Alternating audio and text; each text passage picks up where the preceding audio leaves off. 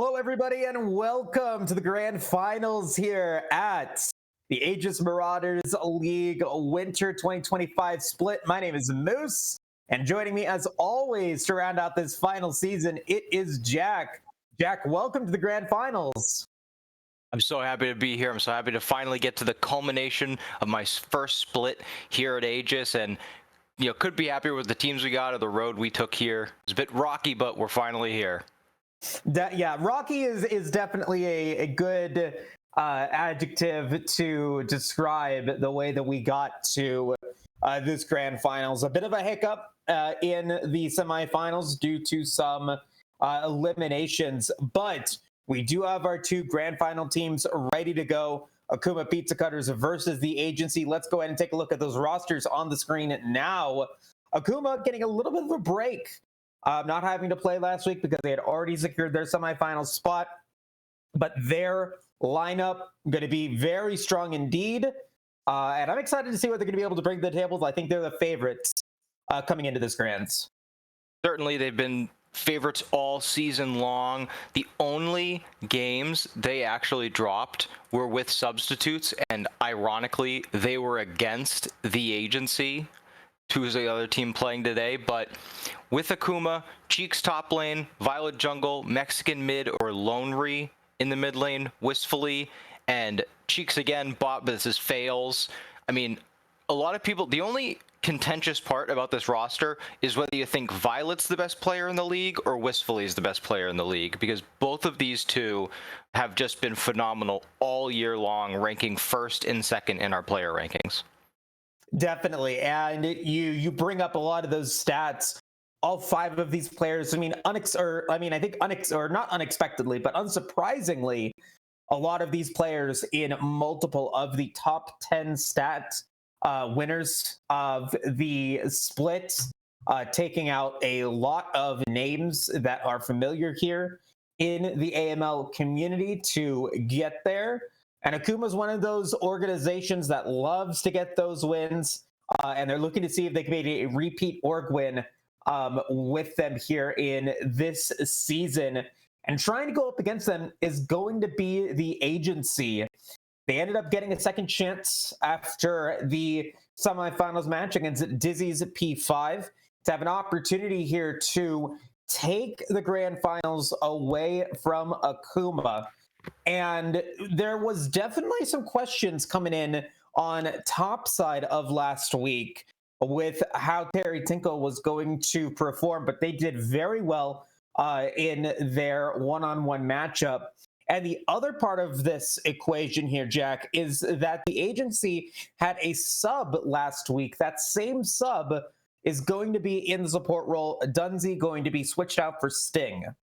Yep, Sting and Alistair are going to be the bot lane combo. And when you mention Terry Tinkle, kind of goes against conventional wisdom. The saying is win lane, win game. And he's kind of the exact opposite.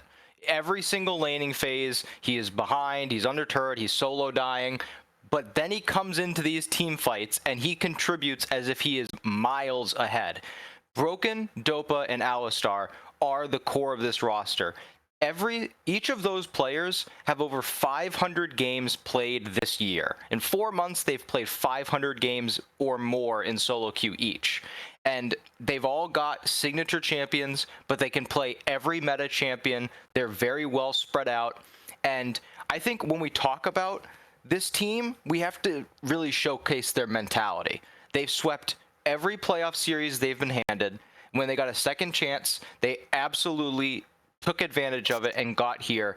But like we've said, they've fallen far behind in games. They have players that consistently are, for lack of a better word, they're getting gapped, and they always keep playing and they keep contributing and they keep winning. Definitely. I think that we got to see a lot of their mid-game prowess in the last semifinals match that we got to see them play.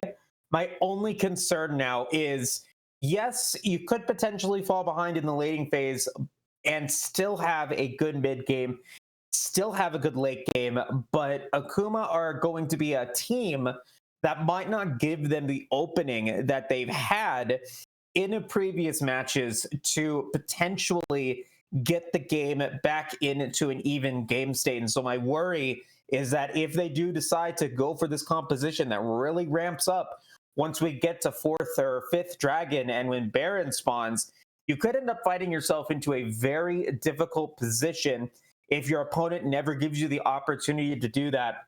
Akuma, a very methodical team, has, along with the agency as well, very good lane state, make sure that the minions are controlled in the right spots, and then they try to go for those neutral objectives. And so the draft is going to be very important here for both of these teams. It is a fearless draft, as it has always been throughout the regular season.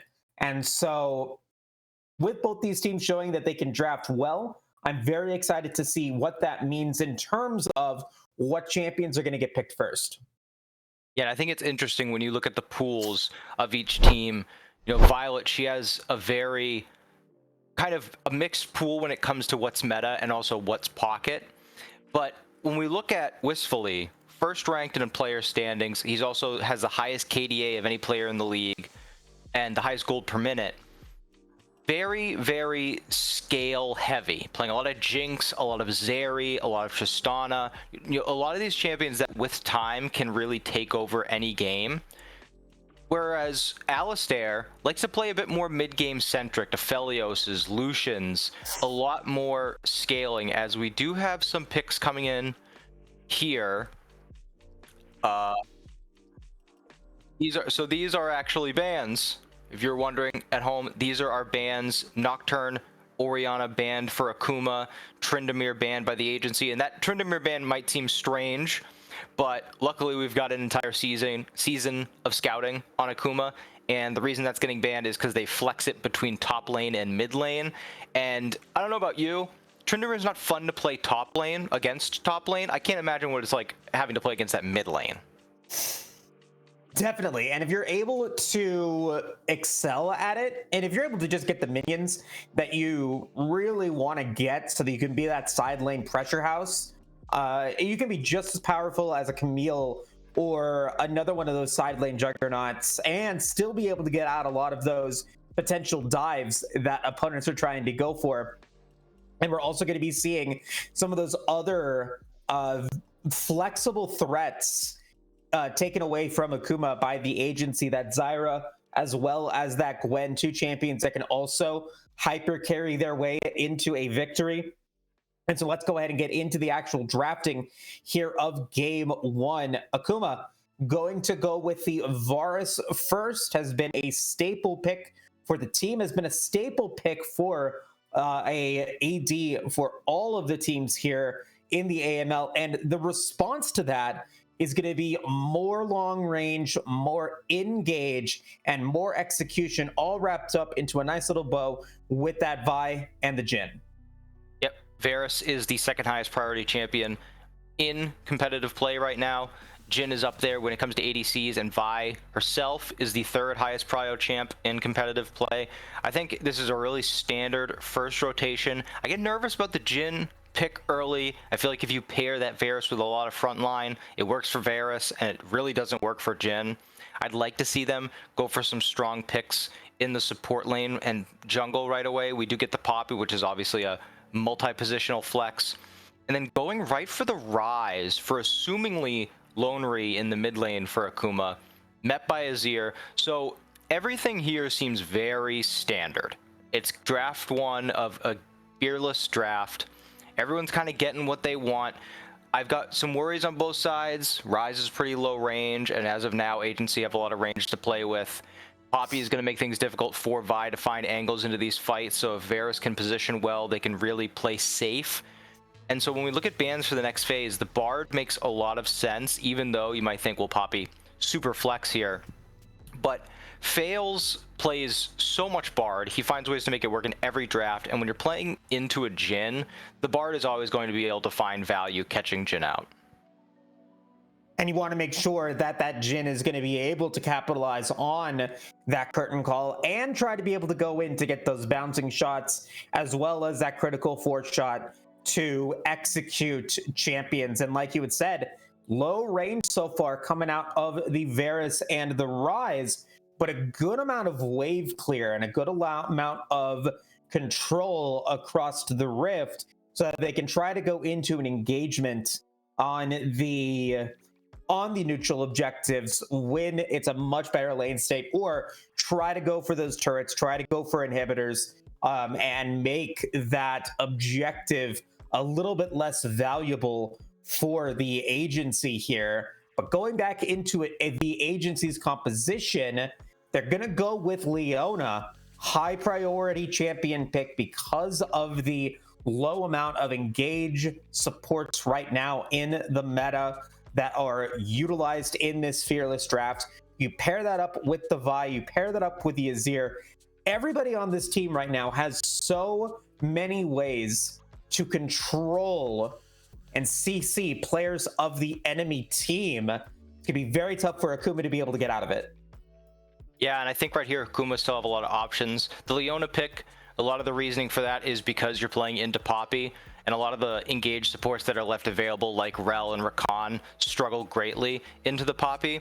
They're gonna match, the Leona Jhin lane with the Renata. They want to play on the fact that agency has a lot of engage. They have some melee chance. Renata can have a really easy time with that, and also has a pretty steady lane alongside the Varus. The Olaf blind top lane, so we know unless they do Poppy top, Olaf jungle, which is very possible for this team, they're trying to get a matchup top where they can just leave it on an island either way, and then let that 5v5 come into the mid game and allow Rise to take over the side lanes with more teleport ability to get back out onto the map with the Realm Warp and the teleport summoner spell. For top lane counter picks here, I feel like you have a lot of options. I feel like Mbessa, even though it's last pick, it's a very strong blind. You see it a lot. Still very good here. I think Mbessa would work well. Camille also great follow-up with the Vi and the Leona. Able to play very well on those side lanes. Will struggle into Rise later because of the lack of wave clear. But in isolation against Olaf, has a pretty decent time. Looking at these team comps as a whole, I kind of feel like both teams ended up getting what they wanted. And you bring up a really good point there with the Renata. Hostile takeover, landing onto multiple members. You could stop the channel of the Jhin ult. You could potentially stop a lot of that auto attack damage that Azir is trying to go for in the later stages of the game. And there's no Braum. So there's no way for some of these lower mobility carry champions to be able to get out of a significant ultimate like that hostile takeover. And Olaf doesn't care about the CC that they get hit with. They can just pop Ragnarok, and they're going to be able to get into the back line and really deal some damage against these opponents. And now, it won't be as effective if Cheeks is unable to have a good laning phase. If Terry Tinkle is able to win out in the 1v1, or maybe gets some assistance from Broken to put Cheeks, put the Olaf behind in terms of gold. You can pop Ragnarok all you want, but you can then just get obliterated before you're really able to deal much damage. But if Cheeks is able to come out with a decent amount of health, a decent amount of resistances, they can be a big problem and a big asset for Akuma Pizza Cutters, not only to be able to go into the side lanes, but then engage in these team fights when necessary. And so I'm going into this thinking, Jack, if Akuma's able to keep this game neutral and make every fight feel like it could go 50-50, when it boils down to the lane dominance and to being able to push minions and get objectives, Akuma's got him beat. Yeah, and I feel like a lot of the weaknesses the Akuma Pizza Cutters draft has are mitigated by the agency's goal. You know, Vi wants to go in, Leona wants to go in, Camille wants to go in. And so when you're looking at Akuma Pizza Cutters, their biggest weakness is being able to close the gap. Poppy obviously has the ability to smash in onto a target, but Ryze, Varus, Renata, Olaf, they all want to fight but don't have necessarily a path in. But you don't need a path in when the entire enemy team's running at you to do anything. So Ryze doesn't have to worry about needing to find angles. Everyone's going to be melee range. Olaf won't have to worry about closing the gap. And I'm just, as that last 2 picks came in, I started thinking, imagine how dangerous it's going to be if Olaf, even if Cheeks falls behind, gets a couple items and gets the Renata bailout thrown onto him, pops the Ragnarok. Now, even if you kill Olaf, he's just going to come back and you can't CC him. It's going to cause a lot of chaos in these fights, and I wonder if the agency will have good enough comms and good enough focus to burst down that target. And I think, maybe attributing to that burst, a good dragon would definitely help out with that. I think both teams want different dragons here. If I were Akuma, I'd be very happy with an Ocean or Chemtech Soul. The agency, I'd love to see an Infernal. I'd love to see a Cloud Soul. But let's go ahead and jump into the dragon draft here, Jack. We're just, at least 3 games away from finding out who was able to come on top in predicting it. And it's been a bit of a surprising season in terms of the distribution of dragons we've seen on stream. Infernal, we've seen 6. Ocean, we've seen 8. We've seen 4 of both Mountain and Cloud, but we've only seen 2 of that Chemtech and that Hextech Soul. So it's been a lot of the OG Drakes coming out to play this season. And I'm gonna go with the numbers here, Jack. I'm gonna go with Ocean to start off game 1. That makes sense. I checked the final or the tallies up to now, and it's close. So I got to pull out everything I've got. I'm gonna go with Mountain and Infernal. Mountain and Infernal, very good. And I'm gonna go with Hextech, so I'm gonna leave you with Cloud and Chemtech to finish out round 1. But folks, this is the end of the season, but potentially the start of adding to your Japanese toy collection, thanks to our partners here at Zen Market. If you're looking for that special Japanese toy or product, but you're unable to find it, you can go to Zen Market and they've got just the thing and just the deals for you. International shipping on close to 10,000 items and more of their products available to you, and you get 1,000 yen off of your first international shipping fee with promo code Aegis. You can click the link at the bottom of the stream panel or click the link in the chat below to get your offer, get your product, and have a great time. I believe we're also having some of those MVP and All-Star rewards coming in from Zen Market. So thank you guys so much for bringing us that as well. And folks, we'll be back with game 1 of the grand finals in just a bit. See you soon. 迅速な発送ですぐにお届けします。あ、ボクセット？大丈夫？でも直接来てくれたの？これって漫画みたいだったね。しかも今衣装着てるし、花でもあれば完璧なのに。完璧だよ。壊れ物だから自分で届けたかったんだ。あ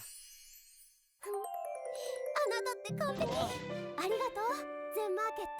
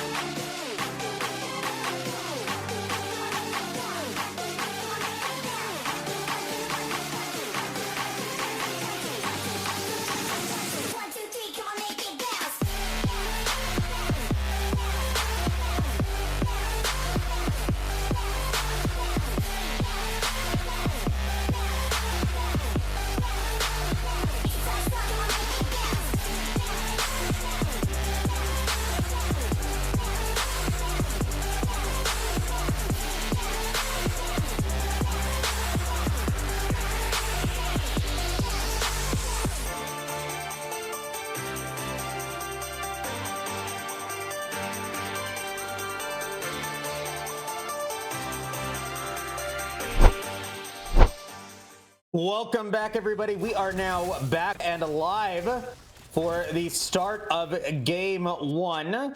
Some technical difficulties here at the beginning of the game.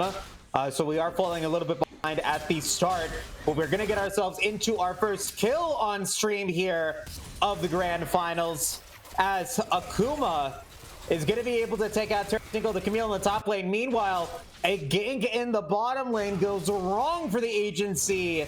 Akuma just having problem or getting wins across the rift at the start of us getting live here, Jack.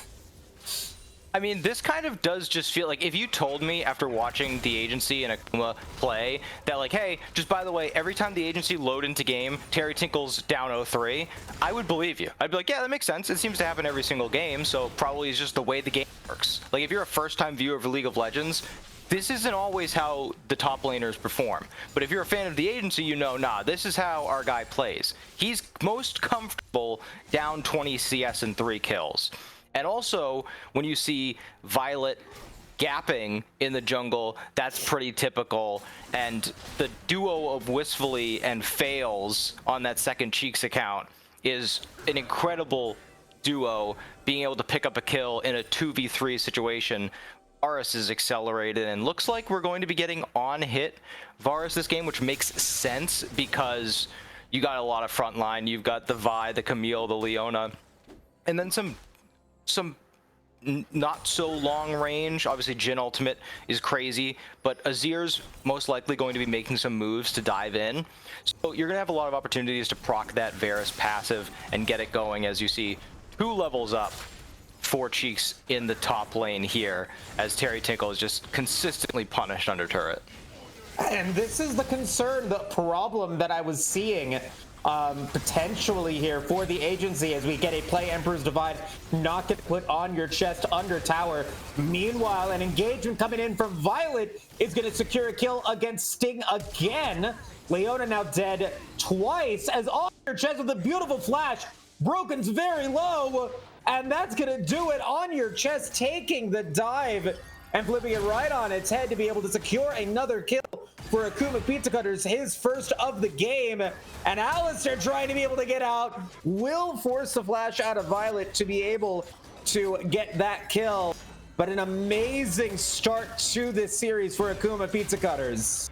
It might not even be over. I think Sting's going to be able to get away here as Cheeks just continues to punish Terry Tinkle under turret. But if you told me that Akuma Pizza Cutters has not played in this league in over 2 weeks, I certainly wouldn't believe you. I mean, they are playing with no rust, fully locked into this game, everyone performing. Lonry is that mid laner on Rise, absolutely no panic, just matches flash for flash with Vi.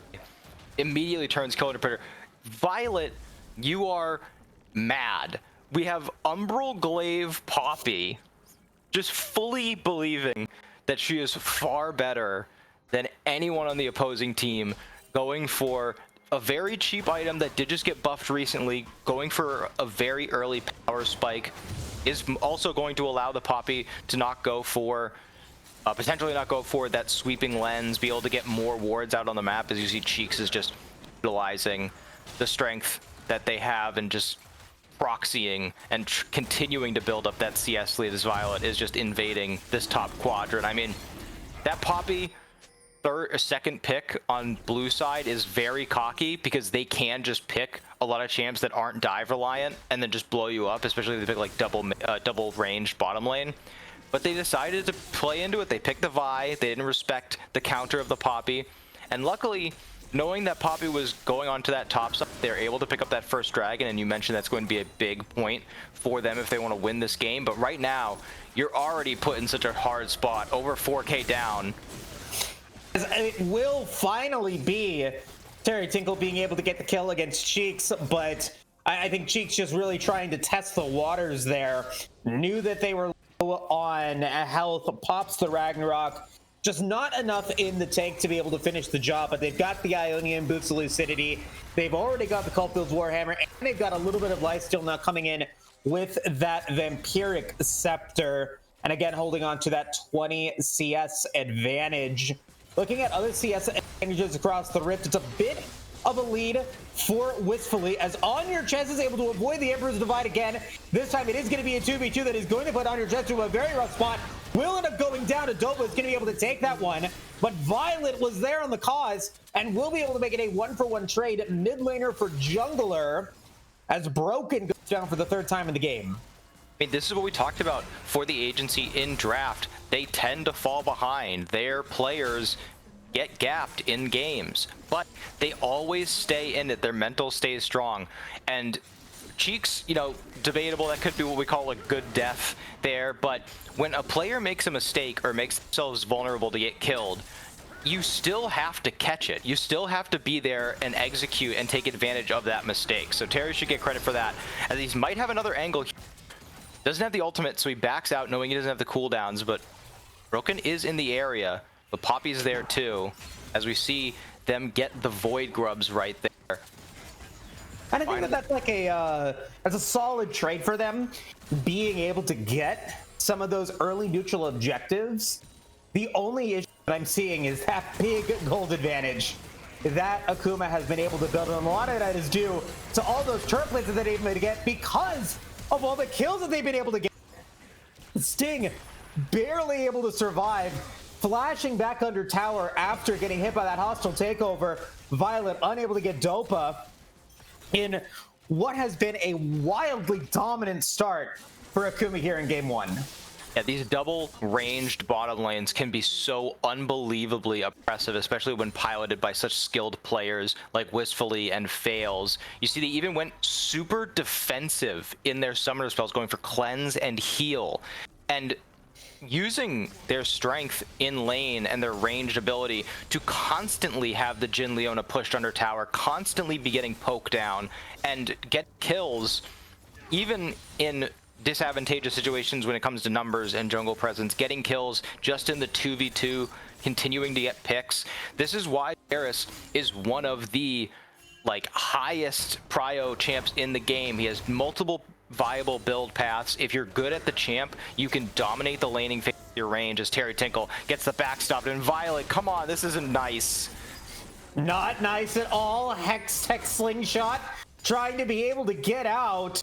Not going to be enough, as Cheeks did have to pop that flash, but their gold was reset thanks to Terry Tinkle getting the kill against the Olaf. So I guess it all works out in the end for Cheeks dying a little bit earlier there, as Violet and Cheeks melting those turret plates down top side. Another turret plate goes down in the bottom lane, and so we've got a total of 8 so far, as On Your Chest will go down once again.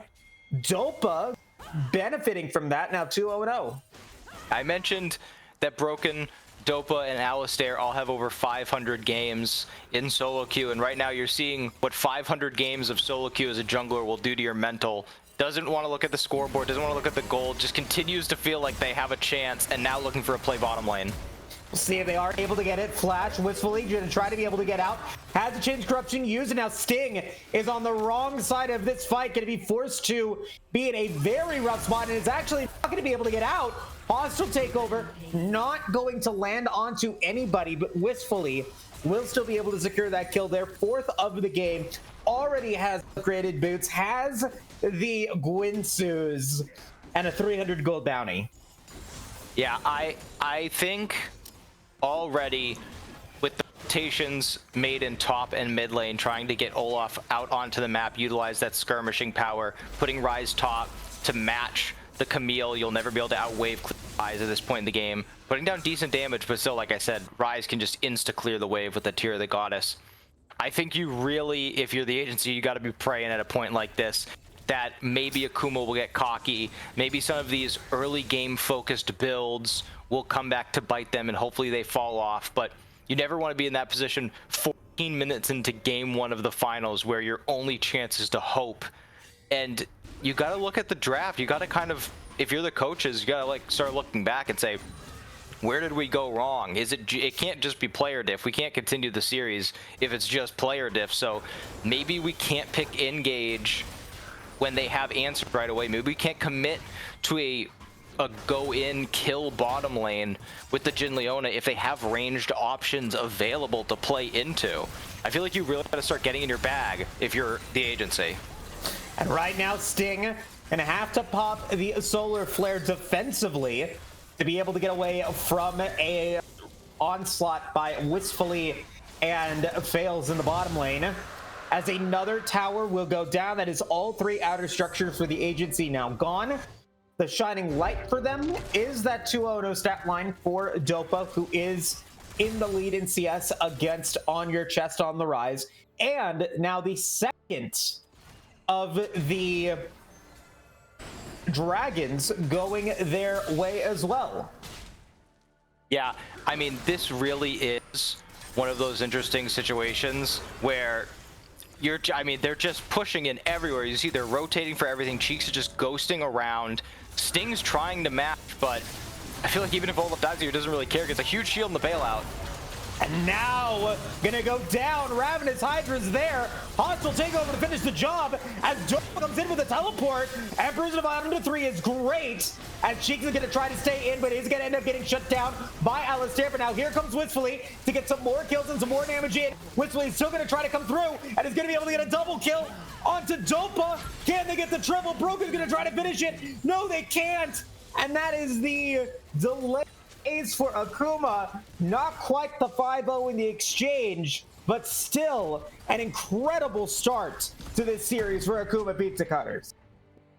How far ahead they are. They're just running in one by one, and even when Dopa arrives and is able to get both of them very low, that being Violet and Cheeks, it doesn't matter because Jin trying to make the play continue is just getting marked by Varus, walked down. And even though it's just the Guinsoo's, and this is Wistfully, we've talked to him, he is a player who thinks that Blade of the Ruin King is terrible.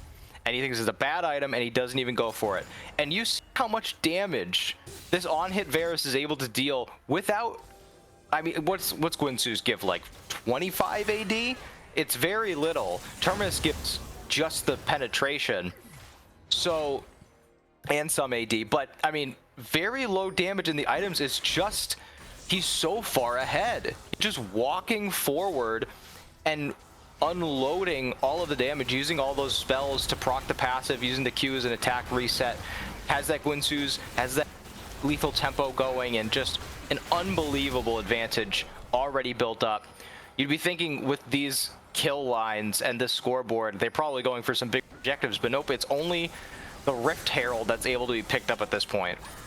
Well, I mean, what else are they going to try to go to get? As Cheeks is going to go into Rag, almost able to take out Terry Tinkle there. And I want to also point out a beautiful play by On Your Chest while you were talking. Ends up getting that inner tier 2 tower. Change gets the teleport out of Dopa and then just uses the Realm Warp to be able to get away scot-free. Really impressive stuff from that. And you talk about what the other objectives right now could be for Akuma. They've already got the inner towers down, except for that one in the bottom lane. It's just trying to go for inhibitors. And that's just, you know, tough to get when all 5 members are up. So I think at this point, they're just saying, let's just continue to farm. Let's just continue to have multiple players have above 10 CS a minute on our team, and then at some point be able to smack the wallet down, as you can see here in the top lane. Flash forward, I mean, yeah, like it's like I said, he's never going to be able to match ever because of the wave clear. In the end, it's just the spell flux E point and click damage that ends up doing it. If he can dodge the stun, nice hitbox. You're not going to be able to dodge the stun, but Alistair is going to get hit by the prison there, and is now going to be putting themselves in trouble as Wistfully flashes forward to go legendary to get the piercing arrow onto Alistair. Will end up being able to secure an overcommittal there by the Jin and Leona. Now Broken overextended inside their own jungle. They end up getting themselves killed. Thanks to Cheeks and Violet being in the bottom lane, they're going to easily be able to pick up that inner tier 1 tower, or that inner tower in the bottom lane. And unfortunately, Jack, I hate to say it, but I feel like this game is over. Yeah, I certainly can't see an avenue as of now for the AC to play back into it. Azir is doing okay, but still very far off from necessary items. The Jin has a couple of items, but you're playing into Poppy. Even with Poppy going, Umbral Glaive has that Iceborne Gauntlet. So much HP on the Olaf. Locket completed for Renata. And with the Seraph Shield on Rise, can be very difficult. And the experimental Hexblade coming out on Varus. This is a signature build for Wistfully, and this team tries to throw out that ultimate, doesn't really care if the Chains of Corruption land, just looking to try and get the attacks because Terry Tinkle just caught out once again. Not something new, something they probably counted on and opted to go for this very kill-heavy top lane matchup with Olaf. And you gotta kind of, again, you've got to reassess. We haven't seen Akuma play in some time, but this is the same Akuma team that, albeit there were some roster swaps they probably wanted to make, but one game into a DDG series, they had DDG playing for fun. Like, this is a team that demoralizes you very quickly. And if we're going to start having that conversation about, like, the agency don't really have an avenue to win, I feel like it's appropriate to start talking about draft for next game and looking at the fact that you picked Jin Vi 1-2, not thinking about how many tanks the other team had, and not thinking about how much mobility was going to get stifled by the Poppy pick. And let's see if they are able to find this pick onto two. Cheeks going to go in. Oh my God. Cheeks able to come in. The other Cheeks able to come in. Look at that bailout. Bringing the Olaf back to life. The Cheeks duo, a double clap as they're able to finish the job. Picks up 2 against Broken and Dopa. No one dies. Ruinous Otacon gets completed as well. And I mean, this is just an exhibition match for them at this point, showing off individually what they can do in mismatched situations. That's another tower going down, and it's going to be a cakewalk into the Nexus here, I think, very shortly. I mean, one of the things to compliment about Akuma that isn't, like, clear front of mind, something that's obvious, is even though this game very quickly broke out into just what feels like a solo queue game of master players versus lower ranked, they have still maintained pretty smart macro. They gave up those early dragons to get kills and to push those lanes ahead, but once the game kind of erupted, they swapped Olaf mid to get the turret, held off top lane, and you mentioned it earlier, every time there's a big fight, they're pushing side lanes, they're getting turrets, they're trying to end the game. They're not just playing for fun, going for kills, trying to get montage plays. They're actually, even while up over 15 or just about 15,000 gold, they're still front of mind trying to win this game. And now we're going to see if they're able to get a 5v3. Whistley is going to be the target. Bailout is going to get used, but they are going to end up getting shut down as Terry Tinkle is going to get 1,000 in the pocket there. Jake is now going to be in trouble under towers, end up going to get shut down. Violet is now going to come in as On Your Chest and Violet are going to try to do what they can, and they're going to do everything. They're going to be able to finish this 5v2, which turned into a 5v3, which turned into a 5v2. That ended up resulting in 4 members of the agency going down, only 2 for Akuma. Meanwhile, Cheeks is not even part of the fight, and they're looking to potentially end the game here with On Your Chest in. That is an ace for the next 2 seconds. Broken's going to be up, Alistair in the next 18, but they might just be able to end it here with the Nexus. They've got 6 Void Grubs. It's only 23 minutes into the game. They thought if they could find a pick onto the Varus, they could have a chance and they could commit, but that is a lethality. Poppy and Olaf does not care. He saw Terry Tinkle across from him and he said, lock me, anything will carry. Game 1 handedly goes to the Akuma Pizza Cutters. Yeah, a dominant performance for sure. And I mean, as we kind of keep track of who we think the MVP of this season is going to be, my 2 contenders are going to have to be Violet and Wistfully here. Cheeks, I think, could potentially be a contender. On Your Chest could be a contender, but both of them died several times in lane. But Wistfully, only dying once, was able to secure multiple kills there. And Violet, like you said, being super confident and it paying off with that armor penetration Poppy build. Those are my 2 contenders for the MVP of game 1. Yeah, certainly. I mean, that's probably the most difficult part of this game, is deciding which of those 2 players deserve it. If you look at Violet, you can say, she got the other members ahead, getting all of those lanes, kills, being able to support the mid lane when it seemed like the Azir did have a bit of an upper hand. But Wistfully, like you said, when the other team's making mistakes, you've got to be there to catch it. And him and Fails in that bottom lane were getting kills. Even with Vi present, they were getting kills under the opposing tower in the 2v2. So as for right now, I think, I have a feeling Akuma's going to do some more winning in this series. So I don't think we have to make that MVP decision now. But those 2 definitely stand ahead, as even on a roster full of MVP caliber players, as clear frontrunners. Definitely so. And I mean, Fortunately, it is just one of those games where I look back at the draft and I criticize, or I point out something that I had said in the draft, where I think one of the agency's strong points is being able to have those good engagements in the mid game that are then able to bring them back. But what if the other team never lets you get to a point where you can have those team fights? And Akuma did just that in an even game state.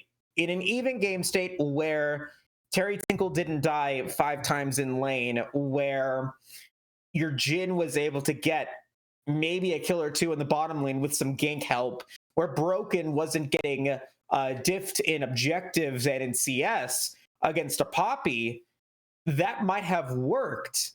But unfortunately, that's not the case here. You end up giving over, I believe, like 13 or some odd plates before they drop. That's a ton of gold coming in. It's very difficult to be able to recover from that. And so my idea as I look into game 2 is, are we going to draft a comp that could potentially dominate in the early game so that you don't get snowballed, or something stable enough so that when you do get into the mid game, it's not going to be as difficult to process how it is that they're going to be able to get back into it from a gold lead or from a gold deficit, from a neutral objective deficit.